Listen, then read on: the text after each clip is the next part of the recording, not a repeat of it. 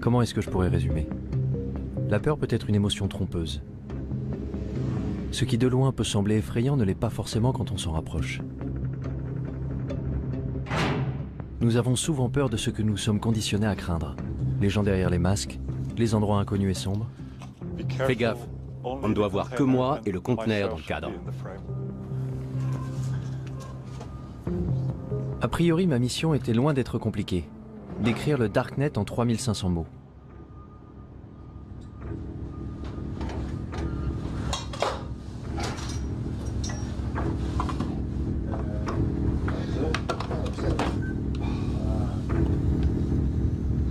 Alors comment je m'étais retrouvé là? Dans un conteneur clandestin à la périphérie de Berlin, avec 2 crypto-anarchistes sans visage me faisant faire le tour de leur lab. Non, je ne filme pas mes doigts. Jamais? Compris? Ok. Un des trucs qui m'intéresse en ce moment, c'est de fabriquer un dispositif qui reproduise la norme de communication vocale sécurisée de l'armée américaine, mais qui serait accessible à tous. Comme ça, n'importe qui pourrait se connecter avec ce petit appareil et crypter sa voix en utilisant les lignes téléphoniques traditionnelles. Mais qui cette puce aiderait-elle au final? Des terroristes pour voler à couvert? Ou des révolutionnaires dans les régimes dictatoriaux? Quand j'étais jeune, j'ai lu 1984. Et c'était comme... En un sens, il était visionnaire, mais d'un autre côté, il était très optimiste, parce qu'il ne pouvait pas imaginer les développements technologiques que nous avons connus depuis. Et d'un point de vue technologique, c'est déjà bien pire. Ça donne une société qui vit en état de surveillance permanente. 1984? Je suis né en 1984. Oui, ça c'est moi juste là. C'est précisément l'année qu'Orwell avait imaginé comme étant le début de la fin de notre vie privée. Un monde dans lequel Big Brother nous surveillait en permanence. Mais personne n'y prêtait vraiment attention. Pourtant, c'est cette année-là que les familles heureuses ont pu installer le premier ordinateur Macintosh chez elles. Hello, I am Macintosh. 10 ans plus tard, ma génération serait déjà dépendante aux écrans. We installed the internet on our computer just a short time ago, and I haven't been able to get the kids off it ever since. Petit à petit, nous sommes tous devenus accros. Ça a commencé avec des jeux, des chats, des emails, même des films. Nos goûts se sont développés avec Internet. Mon premier amour, mon deuxième amour, mon troisième. ICQ, puis Facebook, Google, Twitter. Arrivé à l'âge adulte, j'avais passé une bonne partie de mon temps en ligne. Pourtant, je ne m'étais jamais dit qu'il pouvait y avoir une autre facette à explorer. Le fameux Deep Web. À vrai dire, je n'avais pas la moindre idée de la façon de le trouver. Donc j'ai commencé comme tout le monde, par une recherche sur Google.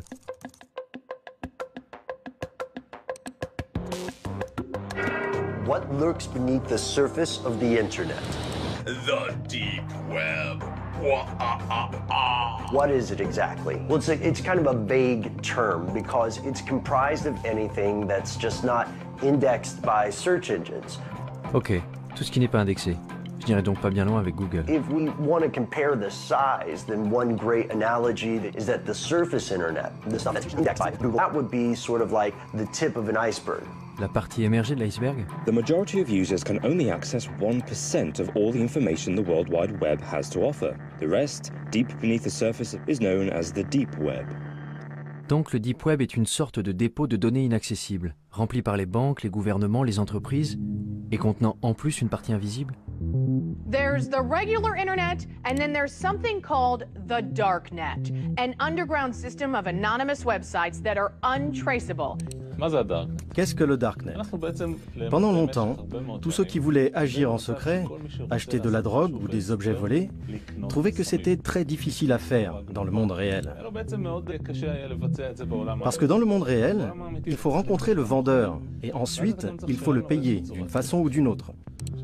Parler du Darknet, c'est évoquer une nouvelle forme de commerce, un nouveau marché où les identités des acheteurs, des vendeurs et de l'argent lui-même échappent à la police ou à quiconque essaierait de traquer le crime ou d'autres choses. You can find ways to launder money, hire a hitman, get guns, The deep web is used by many to buy fake identities. Websites offer green cards, driver's licenses, and passports. Some use it for more sinister reasons, such as human trafficking or drug exportation. Ok, tu vois ça? C'est un système d'exploitation conçu pour les hackers. Rien à voir avec Windows ou quoi que ce soit de ce genre. Un système d'exploitation élaboré spécifiquement pour le piratage informatique. Tel Aviv est un hub pour les experts en cybersécurité. Ça n'a donc pas été difficile de trouver Danor Cohen, un pirate informatique white hat, qui agit pour la bonne cause. La première chose que Danor m'a montré, c'est à quel point ceux qui utilisent l'Internet ouvert sont vulnérables et exposés. Tu vois ça? Il y a le mot de passe réseau. Incroyable, non? Maintenant, imagine que tous tes secrets, tous tes mots de passe bancaires, ton Gmail, ton Facebook, toutes tes conversations privées, que tout ça soit visible avec un seul mot et envoie. En faisant le tour du quartier, Danor avait pu s'introduire dans l'ordinateur de pratiquement tous les gens à 100 mètres à la ronde. Comme les hackers, ils pouvaient intercepter mes informations sur Internet, tout comme la police pouvait utiliser ces mêmes outils pour surveiller les criminels. Si on est sur l'Internet ouvert et qu'on parle d'un trafic de drogue, il y a des systèmes qui balayent le réseau automatiquement. Il n'y a pas d'intervention humaine là-dedans. Et tu seras rapidement convoqué pour enquête. Mais sur le Darknet, rien ne permet d'arrêter à temps quelqu'un de faire ce qu'il veut. Je veux qu'on comprenne parfaitement ce qu'est le Darknet. Vous installez un logiciel dont la fonction essentielle est de cacher votre activité. Well, you're going to need some software. One of the most popular is called Tor. Tor? Which originally stood for the Onion Router. The Onion Router. Onion Router. It was made by the US Navy. How does Tor do it? Well, it takes your data and it bounces it around the world over several different data nodes. That way, no person or agency can figure out where the data came from or where the data is going. If you want to keep yourself invisible online, there is absolutely nothing better than Tor. Cela semblait incroyable. Sous couvert d'un anonymat complet, n'importe qui pouvait réussir à commettre le crime parfait depuis son salon entre deux épisodes de sa série préférée sur Netflix, sans que personne ne le sache. En à peine quelques secondes de téléchargement, Tor était sur mon bureau. La porte du Darknet était grande ouverte. Goodness, this is quite extraordinary.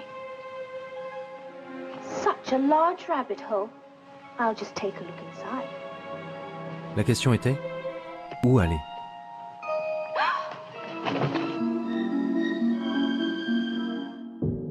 Mon premier arrêt a été le wiki caché. Ce n'était pas vraiment différent d'une page Wikipédia classique, seul le contenu était un peu plus... enfin, je sais pas, voyez vous-même. Des drogues, beaucoup de drogues. De l'herbe, de la cocaïne, de l'héroïne, de la méthamphétamine en cristaux. L'anonymat est quelque chose de très difficile et de rare à obtenir. Et pour cela, Tor est ce qu'il y a de mieux. Si je devais faire quelque chose d'illégal, j'utiliserais Tor pour le faire. Et la liste s'allonge avec des tueurs à gages, des offres pour éliminer des hommes politiques. 58 000 € pour tuer un journaliste? Comment? C'est tout ce que je vaux? Les portes sont grandes ouvertes. Rien ne peut vous arrêter. Il n'y a pas de loi, pas d'ordre, pas de justice, rien. C'est pour ça que Tor est dangereux. Très dangereux. Les drogues et les armes n'étaient pourtant que la surface du Darknet. Il y avait de nombreux groupes et forums communautaires pour satisfaire les désirs les plus sombres de l'humanité. Les néo-nazis y avaient évidemment fait leur place. Ensuite, il y avait ceux qui donnaient dans la torture animale, les 10 principales raisons de tuer un gosse, mon Dieu, de la pédophilie. L'endroit le plus bizarre que j'ai trouvé, ça doit être le Cannibal Café, au service de l'humanité. Ah ouais? Vraiment? Je peux vous raconter des réunions avec des officiers de police où ils s'arrachaient les cheveux. On ne sait pas quoi faire avec ce truc. C'est un cauchemar. Un Sodome et Gomorrhe virtuel moderne. Ça ressemblait vraiment à un cauchemar. Si les règles du jeu changeaient, comment faisait la police pour rattraper son retard? Et avait-elle au moins une chance de pouvoir le rattraper? Ça tourne? Je peux commencer? Je suis curieux de savoir comment le Darknet a changé l'apparence du crime. Le visage du crime a changé. Aujourd'hui, on voit que le crime passe de plus en plus du monde physique au monde en ligne. Pourquoi? Tout simplement parce que les gens ont tendance à croire que dans le monde en ligne, ils sont plus anonymes et peuvent commettre des crimes sans se faire prendre. Si vous allez sur le Darknet, et je suppose que vous l'avez fait, vous trouverez des gens qui cherchent à acheter X, Y ou Z, qui sont pour la plupart des choses dont la possession et la vente sont illégales. Ça peut être des drogues, des armes, de la pédopornographie, des logiciels malveillants ou encore certains services, à commencer par les virus informatiques, les hackers alloués et ainsi de suite, jusqu'au meurtre. La liste des cybermenaces s'est allongée tant et plus. Mais je me demandais, est-ce que cacher son identité en ligne est un crime en soi? Concernant cette question de l'anonymat, vous considérez que c'est quelque chose de mal, quelque chose de bien, ou ça vous est égal? Vous savez, notre travail consiste à faire respecter la loi. En Israël, le travail qui consiste à établir les normes sociales est du ressort des législateurs. Je ne pense pas que ce soit à moi de dire si une personne doit pouvoir être anonyme. Je peux dire que l'anonymat pousse les gens à croire que s'ils commettent un crime, on ne les attrapera pas. Et c'est une erreur. Ce n'est pas vrai. Alors penser qu'on pourrait absolument tout planquer en ligne serait illusoire? La police pouvait-elle vraiment trouver n'importe qui se cachant dans le Darknet? Il m'a fallu poser un certain nombre de questions intrusives et embarrassantes avant que je trouve quelqu'un de ce monde numérique souterrain qui accepte de me rencontrer en personne. Mais où se rencontrer dans la vraie vie? J'avais peut-être vu trop de films, mais un entrepôt abandonné me semblait approprié. Je suis quelqu'un de très normatif, c'est vrai. J'ai même l'âge d'être grand-mère. Le fait que ce soit sombre et tout ce qu'ils disent à propos de la pornographie et des drogues, mais au final, c'est juste un moyen. C'est un marché comme un autre, un marché noir, mais c'est juste un moyen. Je vois ça comme quelque chose de très positif, tant que vous restez fidèle à vos principes. Vous ne me verrez pas chercher de la pornographie ou des sites de paris en ligne, parce que ça ne m'intéresse pas. En revanche, des tueurs à gages, peut-être.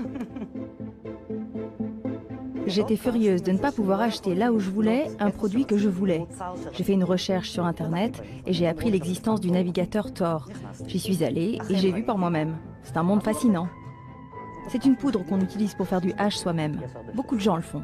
De la cocaïne? De la cocaïne aussi. Les médecins prescrivent bien de la Ritaline. Pourquoi commander de la cocaïne illégalement? C'est ce qui vous met en colère? Il n'y a pas de raison d'être en colère, c'est une vitrine. Ils ne font que montrer leurs marchandises. Et bien sûr, Shoshi n'était pas du tout telle que je l'avais imaginée. Elle ressemblait plus aux amis de ma mère qu'à quelqu'un qui utilisait le Darknet. Allez, ça ne vous fait quand même pas un peu peur? Ce n'est pas effrayant. Ce qui est effrayant, c'est ce que vous en faites. Vous pouvez faire de mauvaises choses avec, c'est vrai, mais le Darknet en tant que tel n'est pas effrayant.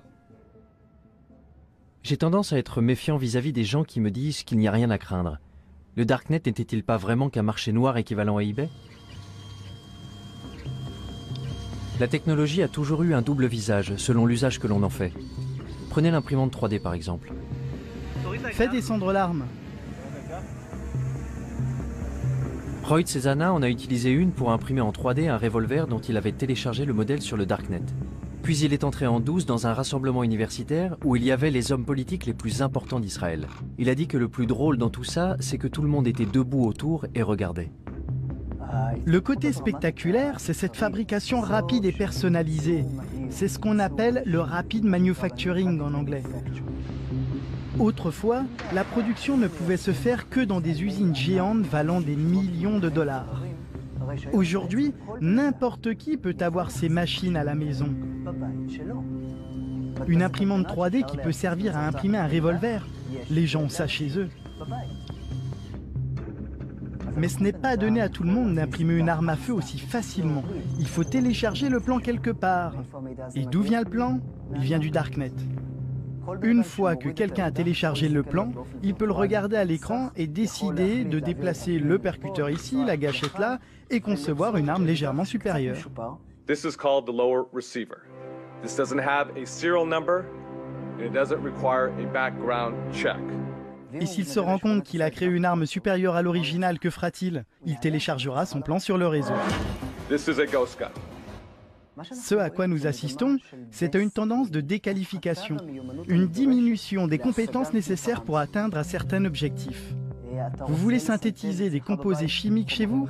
Sur Internet, vous pouvez télécharger la procédure qui va indiquer à l'imprimante comment mélanger les produits pour déclencher une réaction chimique et fabriquer de la morphine, du Valium, de la marijuana ou de la poudre de cyanure. Une simple machine fera ça toute seule chez vous. Mais je veux vous montrer un autre aspect des choses. Les laboratoires médicaux produisent des médicaments à des prix astronomiques que les patients n'ont pas les moyens de payer. Ceux qui ont la capacité, par exemple, de passer des plans à la production maison de médicaments vont commencer à le faire d'ici 10 ou 20 ans. Un processus identique à celui des armes en 3D va se produire. Ils commenceront à apporter des améliorations. Tout le monde sur Terre prendra part à cette révolution géante de l'échange d'informations et de l'association de nouvelles idées. Le Darknet peut être le lieu où toutes les vieilles idées se mélangeront les unes aux autres. Comme l'a dit Matt Ridley, les idées vont commencer à avoir des relations sexuelles entre elles pour finalement donner naissance à des idées nouvelles et incroyables. Cette exploitation de nouvelles idées n'a pas lieu en utilisant les voies traditionnelles de l'information, car les véritables grandes luttes passent toujours par la destruction créatrice. Et c'est là toute l'importance du Darknet, qui fournit un moyen de canaliser l'information. Et cette information peut engendrer une révolution. Les révolutions se préparent en secret. Est-ce que ce n'était pas précisément le genre de choses que les pouvoirs en place voulaient généralement empêcher? Le Darknet avait déjà attiré l'attention du gouvernement américain. The FBI has effectively smashed the Hornet's nest, and we are in the process of rounding up and charging the Hornets. Et le Pentagone avait fait venir ici une équipe pour recenser les activités illégales du forum. Alejandro et Amanda faisaient partie de cette équipe. Nous sommes en quelque sorte des hackers alloués. Notre travail consiste à explorer une grande partie de ce que le Darknet a de plus sombre, mais aussi à le divulguer. De toute façon, on peut retrouver les pédophiles. On peut retrouver les tueurs à gages quand ils sont réels. On communique ces informations au projet Tor et on transmet certains de ces éléments à la police. Parce que, soyons très clairs, les créateurs du projet Tor ne veulent évidemment pas favoriser l'exploitation des enfants. Vous croyez que certaines choses méritent de rester cachées, ou bien est-ce que tout doit être divulgué? C'est une grande question. Je veux dire, d'une certaine façon, je pense que l'anonymat est extrêmement important. Je pense qu'il y a certaines choses que... Je veux dire, il y a de vrais méchants ici. Il y a les méchants que tu veux, à cause desquels les utilisateurs ont besoin d'anonymat. Et puis, il y a ceux qui utilisent l'anonymat pour de mauvaises raisons. Je pense vraiment que l'anonymat est important. Je ne suis pas pour la suppression totale de l'anonymat. Mais pourquoi l'anonymat est-il important? Eh bien, à cause de... Du droit à la vie privée. Oui, le principe du droit à la vie privée. Et dans quel but? Pourquoi on en a besoin? L'exemple classique que le projet Tor utilise presque toujours pour illustrer ça, ce sont les régimes oppressifs. Et ce n'est pas un exemple théorique. L'histoire montre qu'à chaque fois qu'il y a un progrès révolutionnaire, ça commence toujours de façon clandestine. Quand j'y pense, je me dis que si, disons dans le cas d'un scénario futuriste et apocalyptique, si mon gouvernement s'en prenait à moi et que je veuille par exemple entrer en rébellion, je voudrais que quelque chose de ce genre existe. C'était vraiment la dernière chose que j'aurais pensé entendre venant d'un employé du gouvernement américain. Entendre que, bien qu'enfouis au fin fond de leur cerveau, il y avait un scénario digne d'Orwell. Le genre d'idée qu'on prête davantage aux anarchistes. Instead of privacy, we have permission. It's about control, isn't it? It's about the incremental eradication of freedom. C'est Julia Touriansky, une propagandiste anti-étatique autoproclamée. Don't police me. Statism is death. Mon Dieu. Join me in my love affair with freedom. Vie privée, contrôle, liberté. This is Anarchast. C'étaient les maîtres mots d'un petit groupe qui militait pour de nouvelles alternatives face à un système défaillant. Les gens ont très facilement peur de la nouveauté. Et ça, ce sont des idées nouvelles. Hacker, anarchiste, darknet, des mots qui sonnent louches. Voici les crypto-anarchistes, la branche d'un petit groupe de technophiles qui s'est constitué au tout début d'Internet, les cypherpunks, où cypher signifie chiffrement. What is a cypherpunk? What do you guys stand for? Cypherpunks are cryptography activists. We believe in personal privacy for everybody. Ce sont les cypherpunks qui ont été à l'origine de la toute première version d'un darknet, ce qu'ils avaient appelé le blacknet. Americans are not prepared to face the fact that they're living in an electronic police state. Si quelqu'un pouvait compléter mes informations sur le darknet, c'était forcément eux. Tous étaient rassemblés à l'Institut de crypto-anarchie dans le centre de Prague.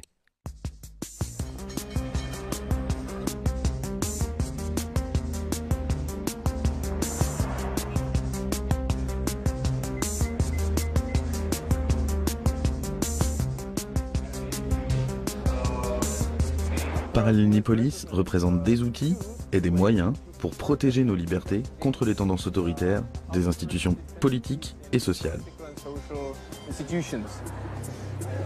Désolé, c'est vraiment privé. Vous ne pouvez pas prendre ces personnes en photo, ok? Pénétré dans le congrès des hackers à Parallelnipolis, je ne savais absolument pas dans quoi j'étais sur le point de m'engager. J'étais même tellement incertain que j'avais fait le tour du pâté de maison avant de me décider à entrer. Et quand j'avais finalement pu trouver quelques participants pour parler devant la caméra, ce n'était pas sans condition. C'est bon? Super. On entre? Bon, quand vous serez prêt, vous pourrez vous asseoir. Pourquoi ce masque? Pourquoi ce déguisement? Eh bien, je pense qu'aujourd'hui, il est très important de protéger sa vie privée. Et vous savez, il y a beaucoup de reconnaissance faciale dehors. On vit à une époque où les algorithmes informatiques automatiques recherchent les visages dans tous les médias. Et je ne veux vraiment pas que mon visage me suive partout où je suis. Si tu veux me rencontrer, si tu veux me voir, viens me voir en personne. Les médias, c'est pas mon truc. Alors comment est-ce que tu parles de toi? Quelle est ton identité? Eh bien, dans le contexte d'aujourd'hui, appelle-moi Smuggler. Et ta mère, comment t'appelle-t-elle? Ça, je ne te le dirai pas. Demande à ma mère. Fondamentalement, la raison pour laquelle nous voulons le respect de la vie privée, c'est parce que cela permet une action humaine libre, conforme à notre propre volonté. L'homme se développe quand il utilise son propre esprit et fait ses propres choix, bons ou mauvais, et qu'il en assume les conséquences. Voilà comment on grandit. Tu dois être capable de te planter sans te faire démolir. Mais quand quelqu'un te surveille, quand tu dois avoir peur, si tu dois baisser la voix pour parler de certaines choses, tu empêches le développement de l'homme, l'évolution de l'homme. Je pense que de nos jours, il y a une forme de totalitarisme beaucoup plus subtile. Dehors, tu as toutes ces libertés. Tu peux porter ce que tu veux, tu peux faire ce que tu veux, tu peux être gay. Tout va bien, parce que tu sais, nous sommes des gens libres. Dans les systèmes totalitaires précédents, le fait de ne pas être libre était beaucoup plus clair pour les gens. Maintenant, c'est genre, tu es ce consommateur heureux qui peut regarder tous les films sur Netflix, mais dès que tu essaies vraiment de pousser un petit peu pour changer le système, tu te fais attaquer. Et tout le monde te dit « Ouais, c'est quoi ton problème? Like-moi sur Facebook, c'est tout. » Quand on est assis face à l'ordinateur chez nous, on est dans un environnement qu'on associe a priori à la vie privée. Mais ce qu'on fait en réalité, c'est qu'on crie des choses sur tous les toits. Et en ne nous protégeant pas, on a tout simplement ouvert notre espace privé au monde entier. Et moi je dis, attention, ce que vous faites là, vous ne le feriez pas si vous compreniez vraiment ce que ça implique. Parce que vous ne faites ça pour rien d'autre dans votre vie. Je n'ai jamais été particulièrement soucieux de la vie privée. Quand j'ouvre une appli sur mon téléphone, je ne me demande pas vraiment où ces données vont finir. Facebook, Google, ce sont des systèmes de surveillance. À chaque fois que tu utilises un produit qui est gratuit, il faut bien que l'entreprise paie ses salariés. Ce qui signifie que tu n'es pas vraiment le client puisque tu ne payes rien. Ça veut donc dire que le produit, c'est toi. Je ne vais pas arrêter d'utiliser Facebook. Je ne vais pas arrêter d'utiliser Google. Pas tant qu'ils ne se mettent pas à pourchasser les gens et à les tuer. L'idée que les gens de ma génération arrêtent soudain d'utiliser un média social semblait un peu folle. Et grosso modo, mes amis étaient de mon avis. Je veux dire, c'est nul que tu ne puisses pas dire tout ce que tu as envie de dire. Je pense que j'ai admis l'idée que j'étais surveillée. Je ne fais rien d'illégal. Pas sur Internet. Si je n'ai rien à cacher, pourquoi est-ce que je devrais avoir peur? Je me demande si j'ai quelque chose à cacher. Ta vie privée n'est pas violée au moment où quelqu'un prend tes photos et les met en ligne. Ce n'est pas là qu'il y a violation de ta vie privée. Il y a violation de ta vie privée quand quelqu'un veut tes photos et les stocke. C'est à ce moment précis qu'il y a violation. Quelqu'un qui prend tes données et qui les stocke. Parce qu'il pourrait avoir envie de les utiliser. Et c'est cette menace du « pourrait » que nous percevons tous inconsciemment. Tout le monde fait quelque chose de mal. Peut-être que tu trompes ta femme, ou que tu étais ivre à cette fête, et tu as gardé cette photo ridicule de toi. Et ensuite, ils peuvent utiliser cette information pour appliquer une loi qu'ils n'appliquaient même pas avant. Ou alors tout simplement pour te faire chanter publiquement. Quand tu es dans un état où tu n'as pas d'intimité, où tu n'as pas d'anonymat, tu es toujours inquiet à l'idée que quelqu'un te surveille. Quelqu'un qui te punirait physiquement, ou dirait du mal de toi dans ton dos, ou te ferait honte. Chez les humains, la honte est une arme de destruction massive.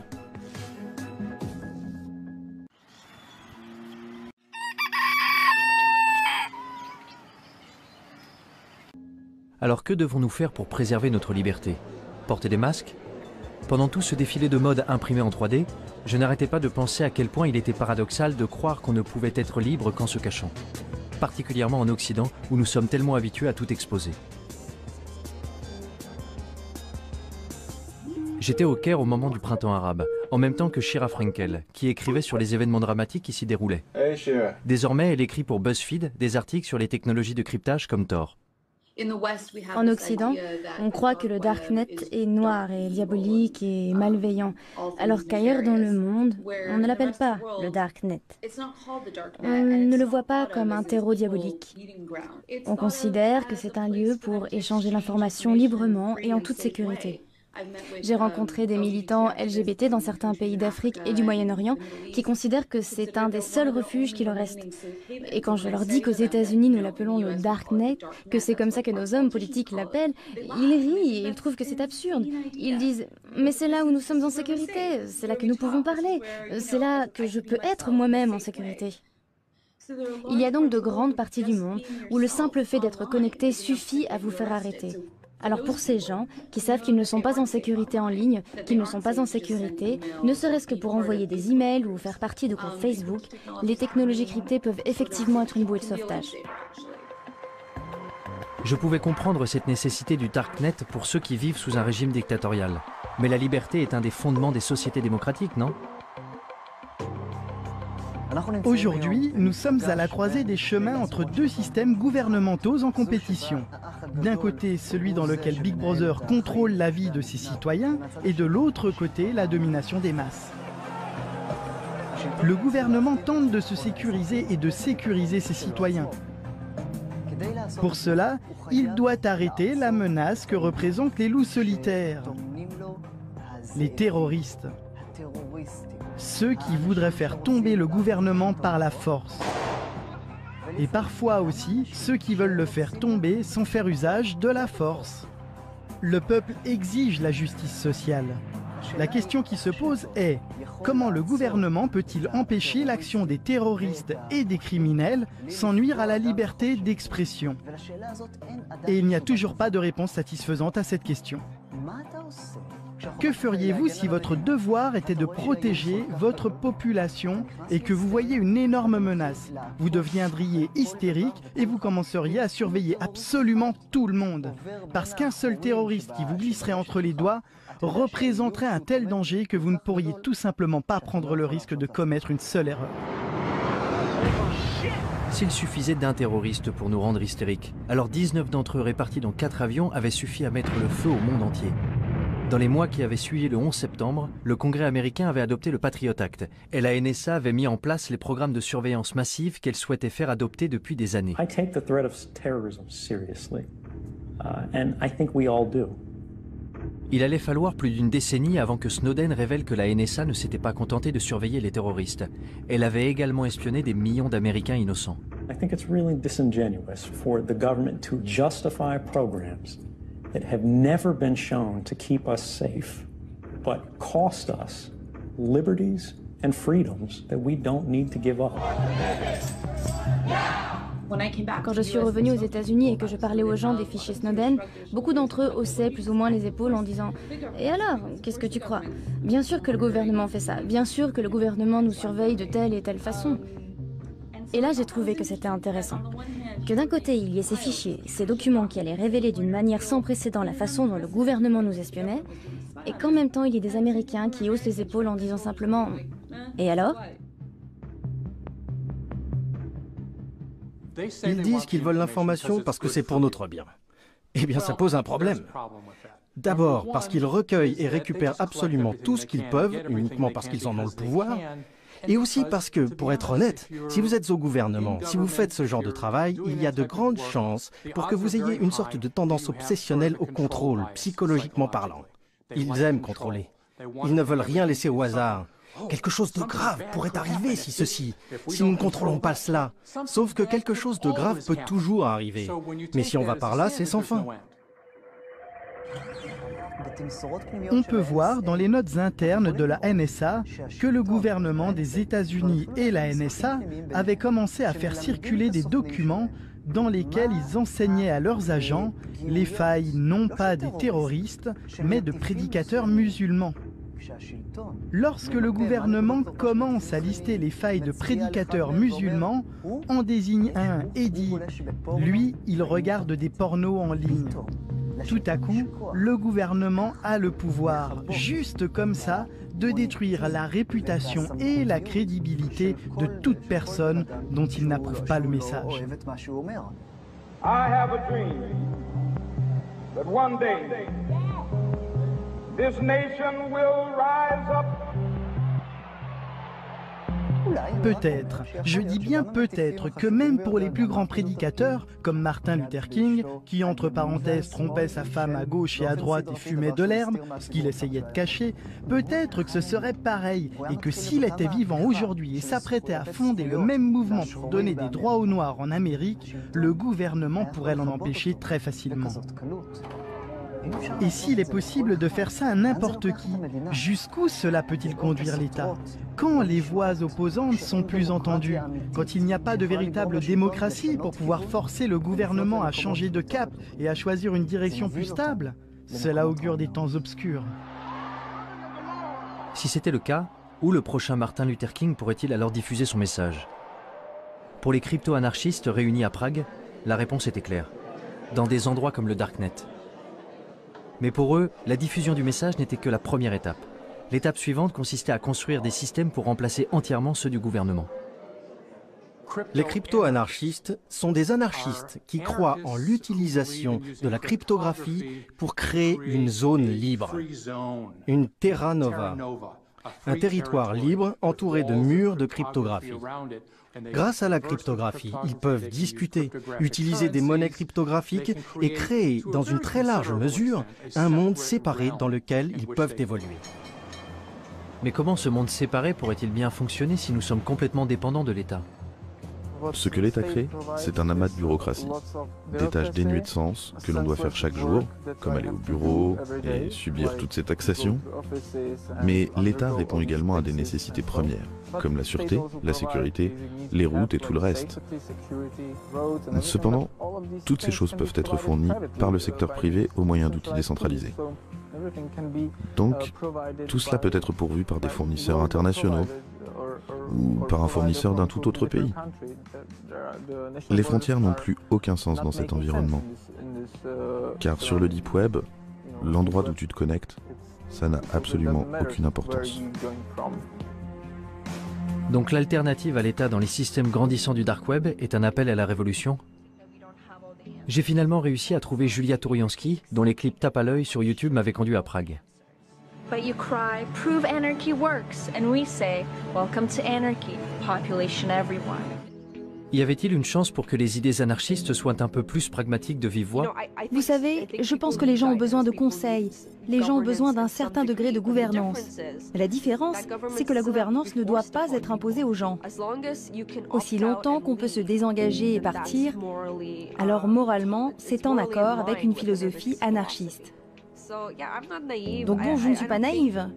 Je ne pense pas qu'il y aura un grand effondrement qui nous donnerait une magnifique anarchie. Je crois que l'idée, c'est plutôt de créer ces petites communautés pour soi-même et de trouver des endroits d'où on a la possibilité de se désengager et qui se diversifient et qui soient plus dispersés et plus accessibles. L'un des systèmes utilisés par la communauté crypto-anarchiste pour se désengager était le Bitcoin. Une crypto-monnaie permettant d'effectuer des transactions en ligne de manière anonyme et qui avait déjà fait les manchettes des journaux du monde entier. Et une fois que vous avez la monnaie virtuelle, vous n'êtes pas très loin de commencer à bâtir des États virtuels. Hier, il y avait une conférence sur la BitNation, qui est un projet qui montre que la technologie blockchain peut être utilisée pour des services qui, en temps normal, ne sont fournis que par les gouvernements et les États.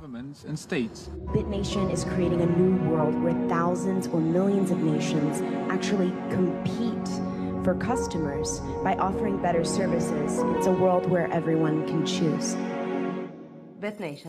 La BitNation est une nation, et être une nation implique de connecter entre eux des gens qui partagent des valeurs similaires, familiales, etc. Nous sommes d'accord. Donc je dirais que la BitNation est un État apatride.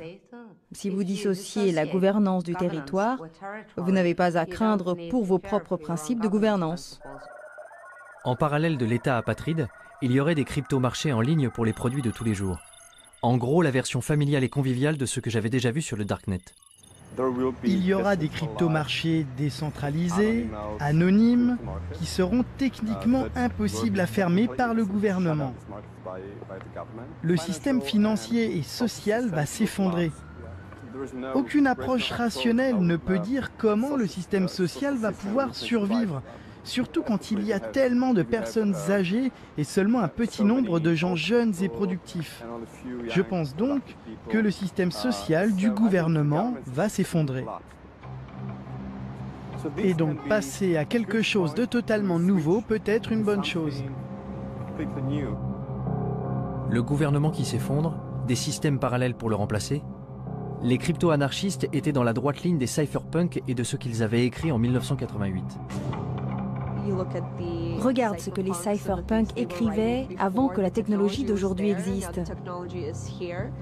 Je veux dire, ils peuvent être fiers d'eux. Vous avez raison.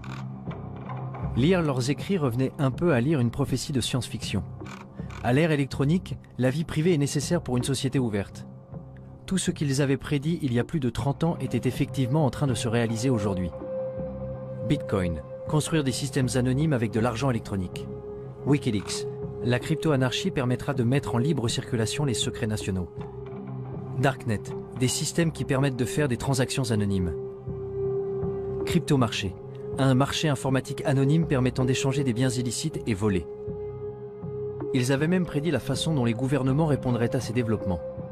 L'État essaierait de ralentir la propagation de ces technologies au nom de la sécurité nationale. Chaque fois que quelqu'un fait quelque chose qui protège la vie privée, il ne se passe pas longtemps avant que le gouvernement et les médias officiels brandissent un de leurs arguments à la carte. C'est mauvais parce que terroriste, ou c'est mauvais parce que drogue. Ce sont effectivement de mauvaises choses. Oui, c'est mal d'être un terroriste, mais là, ce que le gouvernement fait, ou ce que les adversaires de la vie privée font en réalité, c'est qu'ils jouent avec notre corde sensible. Ok, voyons. Wikileaks, gouvernement des États-Unis. The United States strongly condemns the illegal disclosure of classified information. It threatens our national security. If this becomes a standard currency, it could radically and dramatically transform the role of central banks. A few years ago, we learned of an underground website called Silk Road. Our push for increased funding aimed at fighting cyber drug dealers. Silk Road a été associé au Darknet, jusqu'à ce que le gouvernement américain le ferme. C'était le marché le plus important du genre, avec des mouvements atteignant 1,2 milliard de dollars en produits, essentiellement de la drogue. The biggest criminal trial in the history of the internet is over this morning. The mastermind of the Silk Road website was sentenced to life in prison without parole. Pour presque tous ceux que j'ai rencontrés à Prague, Ross Ulbricht n'avait rien d'un baron de la drogue. Il avait plutôt été la victime la plus visible des efforts du gouvernement pour éliminer les cryptomarchés du Darknet en faisant de lui un exemple. Si on prend l'histoire des cypherpunks, de la crypto-anarchie, c'est en fait l'un des premiers exemples dans le monde réel d'une contre-économie opérationnelle. Et ça a été un énorme succès. Vous aviez le marché Darknet, vous aviez une certaine forme d'anonymisation, vous aviez une certaine forme de monnaie numérique anonyme, et c'est devenu très important, très vite. Et c'est essentiellement à cela que tient le pouvoir explosif de quelque chose comme Silk Road. Et je pense que c'est la raison pour laquelle l'État a réalisé que c'était vraiment menaçant. Silk Road menaçait le statu quo. Il menaçait le pouvoir de l'État. Maintenant, imagine que ça existe pas seulement pour les drogues, mais que ça existe pour la nourriture, que ça existe pour l'énergie. Si tous les biens de la planète étaient disponibles sur le marché noir à des prix raisonnables, l'État perdrait la plupart de ses revenus, la majeure partie de sa capacité à réguler, la majeure partie de sa capacité à favoriser certaines entreprises. Alors, que se passerait-il ensuite? L'État perdrait son pouvoir. Si j'avais le choix, je voudrais que les gouvernements disparaissent. Si j'avais le bouton rouge qui dit tous les gouvernements, tous les États, tous les organismes obligatoires disparaissent immédiatement, j'appuierais tout de suite sur ce bouton. Plus d'État, plus d'administration centrale ou de banque. Que se passerait-il si on appuyait sur le bouton rouge? Un chaos absolu? Ou un nouveau départ? Je quittais Prague avec l'impression de revenir du futur. Mais un réveil brutal m'attendait dans le présent.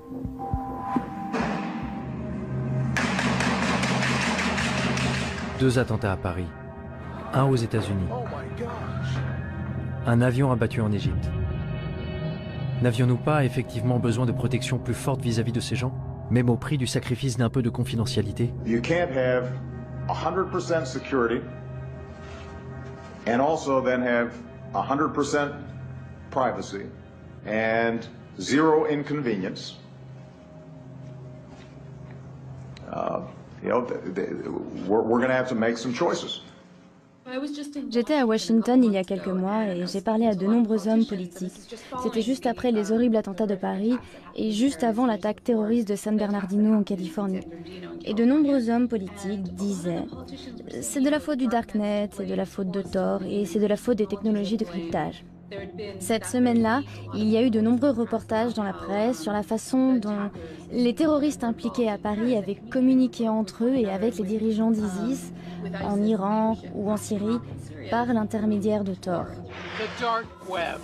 The US believes ISIS and others are now using the most covert part of the online world to recruit fighters, share intelligence, and potentially plan real-world attacks. Et dans les semaines qui ont suivi, il s'est avéré que non seulement ils n'avaient pas utilisé la technologie cryptée, mais qu'ils avaient même échangé des SMS entre eux. Je pense que pour les hommes politiques, rejeter la faute sur le dark web est vraiment un moyen facile pour se laver les mains d'un échec des services de renseignement. Pourquoi dire « nous avons raté un SMS » ? Pourquoi dire « nous avons raté un coup de fil » quand on peut dire « non, non, tout ça s'est passé sur le dark web, nous n'avions aucune chance de connaître les horreurs qui allaient se passer ». C'est un joker pour dire « nous n'avons rien raté ». C'est facile de prendre le Darknet comme bouc émissaire, de dire que s'il n'existait pas, nos vies seraient plus sûres, mieux protégées. Mais le Darknet a toujours existé sous une forme ou une autre. Je vais vous parler de la première fois où je suis entré sur le Darknet. J'avais 4 ans, et à chaque fois que mes parents ne voulaient pas que je comprenne quelque chose, ils parlaient en yiddish. Le yiddish était leur Darknet à eux. À l'âge de 4 ans, je vivais dans 2 réseaux parallèles. Dans le réseau ouvert, en hébreu, et dans le réseau en yiddish, où je pouvais sentir les émotions, voir les regards, et sentir la colère, entre autres, mais pour moi, tout était crypté. Alors le Darknet n'est pas seulement un lieu, il correspond à un besoin fondamental que nous avons tous. Get ready to amazing revolutions in what is to be human. Selon Yanky Margalit, un évangéliste pour le mouvement pour concilier l'homme et l'évolution, notre façon de penser avait besoin d'un reset. Le Darknet est un endroit très intéressant. Les gens qui maintiennent le Darknet, ceux qui le construisent, les idéalistes qui en assurent le fonctionnement, sont le genre de personnes qui croient très fortement au droit à la vie privée et à la capacité de le sauvegarder. Tout ce que je sais, c'est que notre combat pour une vie privée telle que nous l'avons connue est pathétique. C'est pathétique, parce que c'est un combat que nous avons perdu depuis bien longtemps. Nous devons complètement le redéfinir. Quand vous prenez ce qui s'est passé au cours de ces quelques dernières années et que vous vous tournez un peu vers l'avenir, vous vous rendez compte que l'espèce humaine est en train de changer. Nous subissons des changements très accélérés. Nous connectons la technologie à la biologie, nous relions la biologie à l'électronique, et je pense que nous créons une nouvelle espèce humaine. Nous créons une espèce humaine améliorée et plus connectée. Ce que nous faisons aussi, c'est que nous prenons des individus et que nous les connectons à quelque chose de plus grand qu'eux. Cela me rappelle le processus par lequel des cellules individuelles ont créé l'homme. Pensez aux cellules qui vous ont créé, aux milliards de cellules qui vous ont créé. Ces cellules ont perdu leur individualité, elles ont perdu leur vie privée. Mais en fin de compte, elles ont créé un être humain. Mon sentiment aujourd'hui, c'est que nous sommes en train de prendre toute l'humanité, exactement comme ces cellules, et nous créons quelque chose de mieux. Lorsque vous construisez quelque chose de cet ordre, quelque chose de plus grand que la somme de ses parties, la question de la vie privée est très intéressante. Parce que savez-vous quelles sont les cellules les plus intimes du corps humain? Les cellules cancéreuses. Ce serait donc ça? La vie privée ne serait pas vraiment morte? Elle présenterait des cellules cancéreuses? Peut-être? Avec le nombre de fous qui se baladent, l'ordre mondial semble trop fragile pour faire confiance à la vision des cypherpunks et des crypto-anarchistes. Particulièrement à ceux qui ne veulent pas montrer leur visage, non? Je m'apprêtais à terminer mon article, mais juste à ce moment-là, Smuggler sortit de l'ombre. Dans un chat IRC privé, il fit un sacré pas en avant pour un extrémiste de la vie privée. Il me dit que je devrais aller le voir.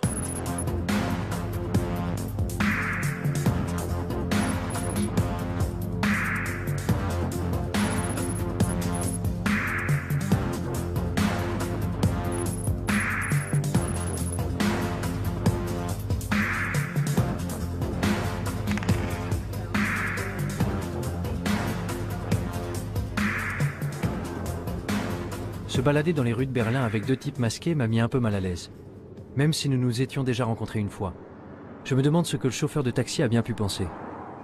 Réfléchis à ça. Psychologiquement, les raisons pour lesquelles tu étais nerveux et... Non mais regarde-toi. Mais la peur peut être une émotion trompeuse. De quoi était-je censé avoir peur au juste? Des cellules cancéreuses? Ou de renoncer à la vie privée et à l'individualité pour devenir un seul et grand organisme? Tu ne peux pas faire travailler tous les gens de la même façon. Et on observe ça aussi dans la nature. En agriculture, par exemple. Si tu utilises exactement les mêmes méthodes, exactement les mêmes cultures tout le temps, tôt ou tard, ton exploitation agricole déclinera. Parce que la réalité a besoin de la diversité pour se stabiliser. Coupe la caméra maintenant.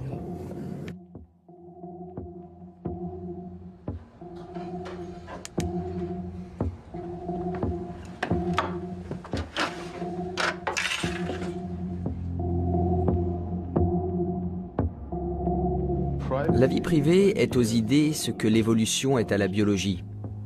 Tu sais, pour qu'un écosystème soit sain, il faut des niches locales et il faut une transformation. Il faut aussi différents types d'organismes qui mutent, qui évoluent. Un certain nombre d'entre eux vont mourir, d'autres vont prospérer et globalement, c'est une structure très résistante. C'est la même chose pour une société en bonne santé. Il faut de nombreuses idées différentes et les bonnes vont effectivement survivre. Et si tu penses à ce futur, où toute l'humanité ne serait qu'un seul organisme allant dans une seule direction, il suffit d'un seul bug pour tuer le tout. Et c'est terminé. Game over. Et ce sera pire que nos pires craintes de guerre nucléaire. Je veux dire, rappelle-toi ce que nous avions avec le Troisième Reich en Allemagne. Imagine maintenant le Troisième Reich à l'échelle mondiale et aucun autre pays pour l'arrêter. Quel bordel! Malgré tous nos progrès, malgré tous les avantages de notre monde interconnecté, l'histoire serait tout de même condamnée à se répéter? Nous abordons un futur que nos parents ne pouvaient pas imaginer. Savoir ce qui en ressortira, c'est de la science-fiction.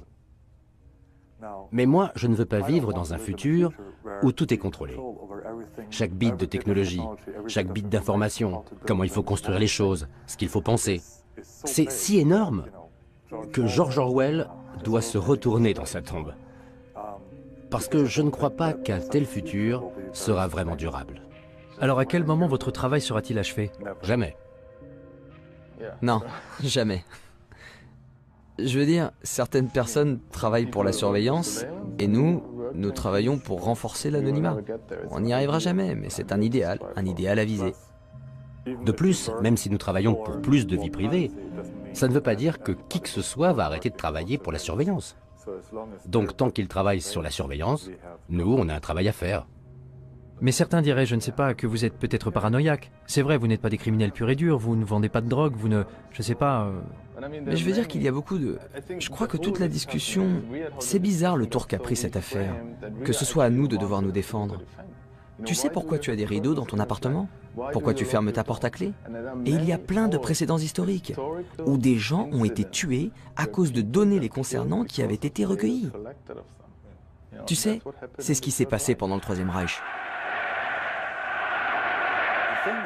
Ce qui s'est passé dans les années avant même que le Troisième Reich existe, c'est que beaucoup d'États-nations exigeaient l'enregistrement des citoyens.